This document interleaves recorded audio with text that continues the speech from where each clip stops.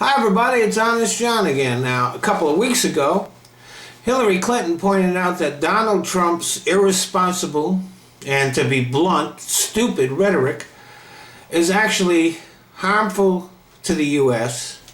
and can be used by terrorists to recruit young Muslims to their cause. And of course, Trump and his supporters scoffed at the idea and said it was ridiculous. And at the time, there was no evidence that this was actually happening. But now there is. Boko Haram has released a recruitment video starring Donald Trump. Now, some Trump supporters still insist that it's not true, that the video doesn't exist. Well, it does. And one of Trump's lackeys was on the news a couple of days ago and said that Hillary Clinton gave them the idea. Well, terrorist recruitment videos are a lot more sophisticated than they used to be. They're not just two guys sitting in a cave. They're very well made. They have music and quick cuts and heavy editing. It takes a while to make those videos. So it's pretty obvious that they started working on their video before Hillary spoke up.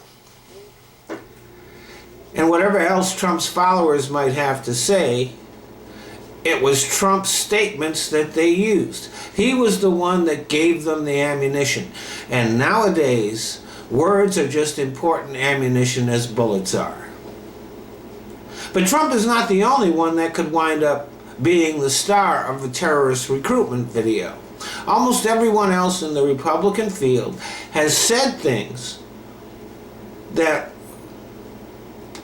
put the war on terror in the light of a war on Islam. Every one of them has made statements that could be used in terrorist propaganda. The next terrorist recruitment video could be a compilation with Ted Cruz and Chris Christie, Marco Rubio, and Ben Carson all in them. And not only can their statements be used by the terrorists, but imagine if one of these Republicans got into the White House, what kind of impact it would have on our allies. In order to defeat ISIS, Al-Qaeda, Boko Haram, and the other terrorist groups, we're going to desperately need allies in the Muslim world. Try to imagine Donald Trump or Ted Cruz or any of the other GOP hopefuls trying to put together that kind of coalition. This is a perfect illustration of how far the Republican Party has fallen. Their leading candidates are doing everything that the terrorists want them to do.